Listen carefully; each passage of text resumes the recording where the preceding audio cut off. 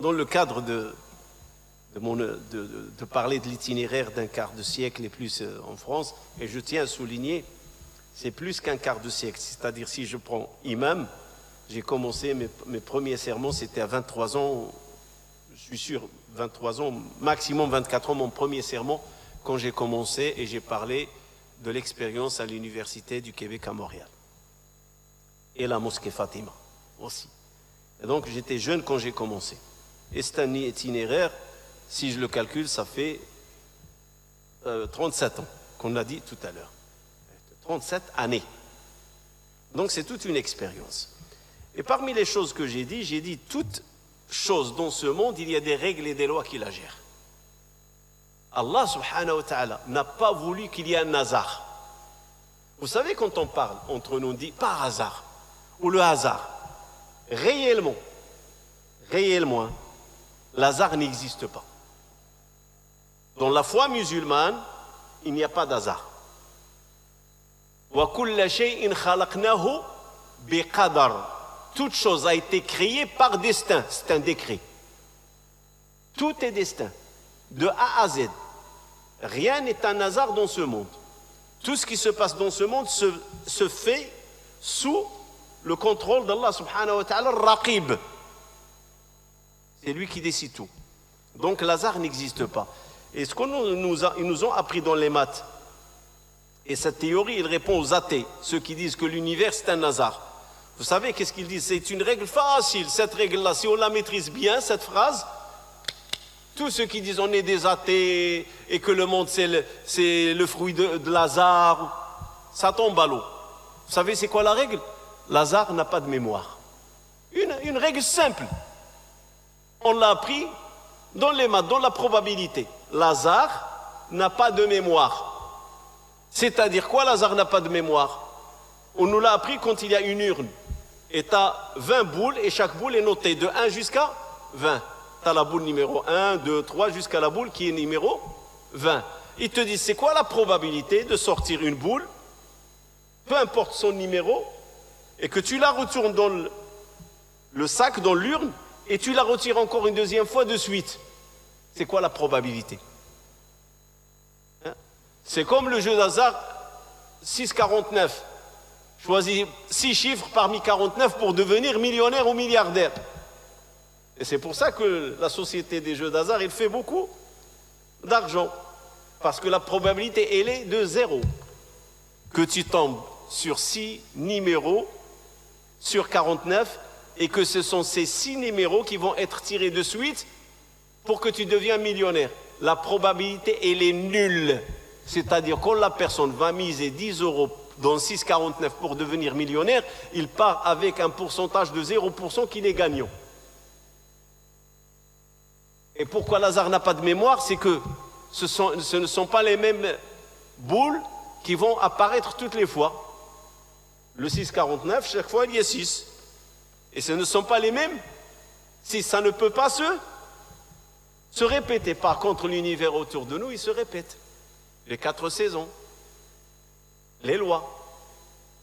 T'as pas une personne qui a une grossesse de 9 mois et une personne qui a une grossesse de 5 mois. Toutes les grossesses des êtres humains, c'est de 9. C'est la règle. Ce n'est pas un hasard. Et on dit l'hasard n'a pas de mémoire. Et donc dans l'islam, l'hasard n'existe pas. Il n'y a pas d'hasard dans l'islam. Tout est décrit. Tout est décrit. Donc je reviens au sujet. Quand je dis l'itinéraire de plus en France, plus que un quart de siècle, et depuis que j'ai commencé plus de 27 ans, de 37 ans, imam, c'est-à-dire prédicateur, je fais la da'wa, et j'ai dit que tout est fait sur des règles. Ma tara fi khalqi ar-Rahmani min, tu ne trouveras rien dans la création d'Allah comme défaut ou défaillance. Il n'y a pas de défaillance dans la création d'Allah. Wa fi anfusikum afala tubsirun, tu n'as qu'à te regarder toi-même et tu verras que la création d'Allah, elle est parfaite. Oui, voilà, la création d'Allah, elle est parfaite. خلق الإنسان الله سبحانه وتعالى في أحسن تقويم. Il n'y a pas un qui naît avec le nez vers le bas et l'autre qui naît avec le nez vers le haut. S'il naît vers le haut, c'est un défaut génétique. Impossible. Le nez doit être pointu vers vers le bas. Les narines, Allah subhanahu wa ta'ala les a mis vers le bas.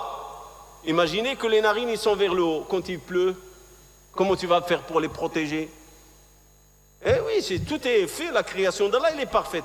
Donc, tout est fait sur des règles. Ça, quand on parle de la création d'Allah, il y a une autre création qu'on a tendance à oublier. Notre itinéraire, c'est la création d'Allah. Notre vie, c'est la création d'Allah. Nous, est-ce qu'on fait?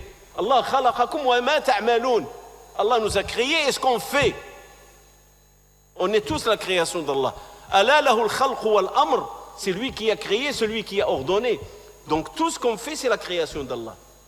Et on ne peut pas dire que c'est moi qui décide. Moi, je décide de mes choix et je les assume. Mais les lois sont là pour m'encadrer. Et c'est ça ce que je voulais dire. L'itinéraire de l'être humain, il y a des lois qui le cadrent, qui l'encadrent. De quoi il est responsable, l'être humain? Il est responsable de ses choix, il doit les assumer. Une fois qu'il est pubère, les anges commencent à noter. Il a choisi, il a fait. Khlas, tu es responsable de tes choix. Et c'est pour ça qu'on dit qu'en islam, il n'y a pas de fatalité. On ne doit pas se cacher derrière le destin pour dire, ben voilà, c'est une question de destin. J'ai fait parce que c'est le destin. Non, non, non, non, non. Ton destin, c'est toi qui le fais, c'est toi qui le choisis, c'est toi qui remplis ta page. Autrement, c'est facile.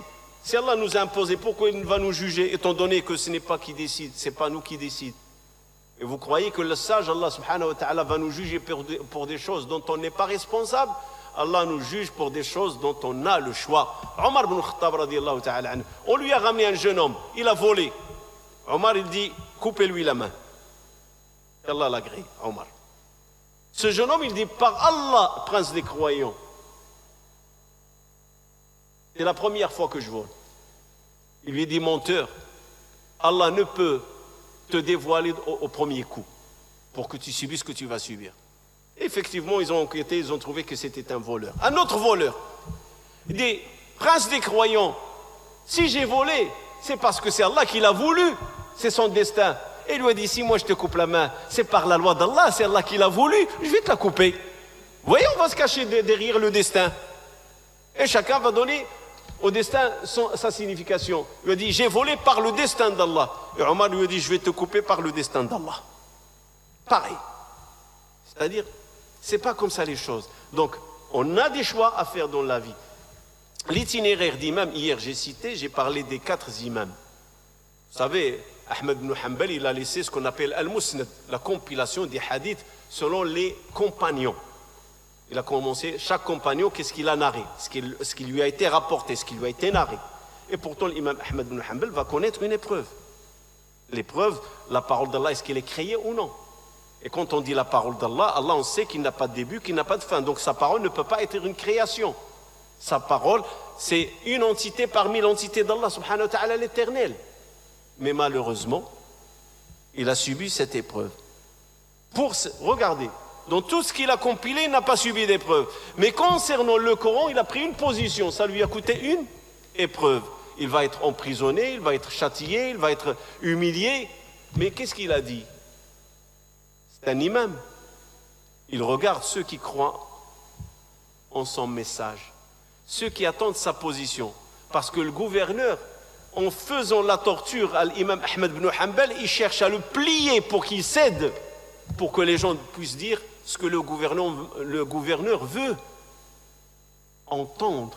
Et l'imam Ahmed, il a dit, quand je vois tous ces gens-là qui attendent ma position, je ne peux pas que dire la vérité. C'est-à-dire, je ne peux pas dire ce que veut le gouverneur. Je vais dire ce que veut Allah, subhanahu wa ta'ala. Imam Malik, quand il a parlé, il a la science, l'imam Malik.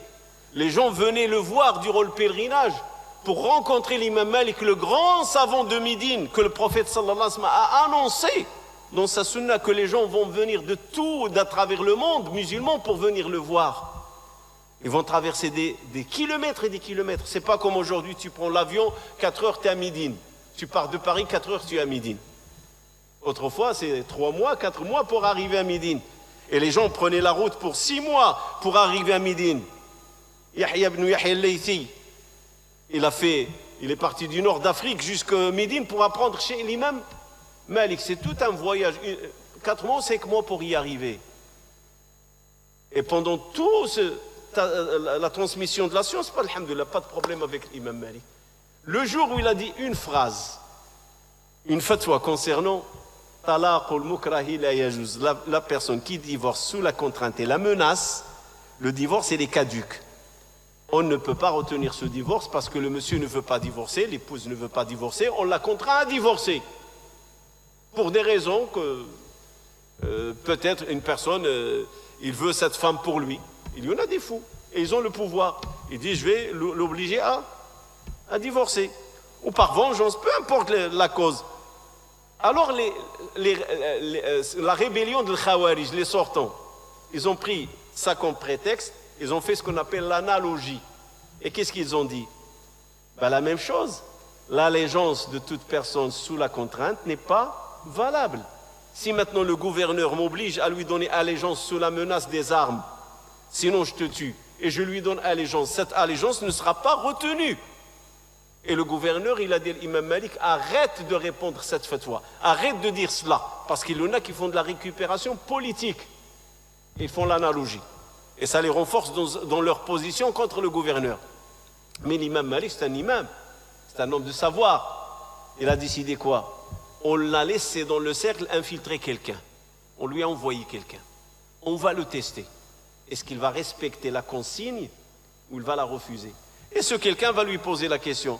Imam, quelqu'un qui divorce sa femme sous la contrainte, est-ce que c'est valable ou non? L'imam Malik, il aurait pu regarder à gauche, à droite. Il peut lui dire, change de sujet. Je ne réponds pas parce qu'il a reçu une consigne. Arrête de prononcer cette fatwa. Mais l'imam, il sait qu'est-ce qu'il attend. Il a dit non, son divorce est caduc. Il n'est pas valable. Ah, tu ne veux pas t'arrêter. Emprisonné, torturé, jusqu'à ce que le bras était paralysé. Il a perdu la motricité de son bras, de ses mains, je crois la main droite, sous la torture. Il a perdu la motricité. Mais est-ce qu'il a changé de position? Il ne l'a pas changé. Pourquoi? La science, il faut l'assumer. Et ça, c'est le rôle du savant. Et je dirais la même chose quand on prend l'itinéraire. Ibn Taymiyyah, quand il a décidé de se prononcer sur des sujets et dans lesquels il s'est divergé, il s'est distingué de plusieurs savants de son époque. Il a dit mon opinion c'est cela. Et il y a les savants qui étaient jaloux de lui et remontés contre lui, qui l'ont dénoncé au gouverneur et il l'a mis en prison jusqu'à ce qu'il est mort en prison. Ben, quelqu'un va dire mais quand même, pour une fatwa? Oui, pour une fatwa. Pour une fatwa. Je vais vous donner un savant actuel de notre temps. C'est même pas une fatwa. Il est encore en prison. Wallahi, c'est même pas une fatwa. C'est une invocation. Quand il a invoqué pour la paix entre les deux gouverneurs, saoudiens et qatariens, Salman al-Aouda, docteur Salman, il est encore en prison. C'est même pas une fatwa. Il n'a même pas dit halal ou haram l'embargo contre Qatar.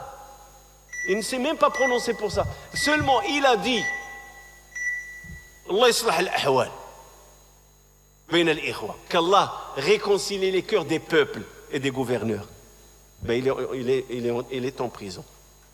Pour vous dire que quand tu te mets dans une position de savoir ou de science ou d'imam, ou tu choisis le chemin de la da'wa, il ne faut pas s'attendre à ce que la voie soit un tapis rouge ou étalé de rose, ou que on va t'applaudir et on va... Non, il faut assumer le choix. Et c'est pour ça que quand on me reproche, on me dit mais pourquoi tu ne fais pas comme tel imam, tel imam, tel imam? Ils n'ont pas de problème. Là, je parle de mon expérience. Pourquoi j'ai des problèmes? Parce que j'ai fait un choix. Et du moment que tu fais le choix, tu sais à quoi t'attendre. Alors, tous on va mourir. Est-ce qu'il y a quelqu'un qui va vivre éternellement? Eh bien, s'asseoir, faire un dars, c'est un pouvoir. Monter sur le minbar, c'est un pouvoir. Aller sur le mihrab, c'est un pouvoir. Et ce pouvoir, tu dois rendre des comptes. Est-ce que tu l'as fait dans les normes ou tu l'as fait hors normes? Quand on me dit, pourquoi tu ne fais pas comme tel et tel et tel et tel et tel, qui me donne la garantie que tel et tel et tel est agréé? Qui me la donne? Peut-être qu'ils sont dans le tort et j'ai raison. Il suffit... Pourquoi tu me dis comme tel? Ah, parce que lui, il n'a pas de problème. Hey, la vie n'a aucun goût sans problème. Le goût de la vie, c'est les problèmes. Et c'est ça ce qu'on appelle l'épreuve. Subhana rabbika rabbil izzati amma yasifun wa salamun ala al mursalin walhamdulillahi rabbil alamin.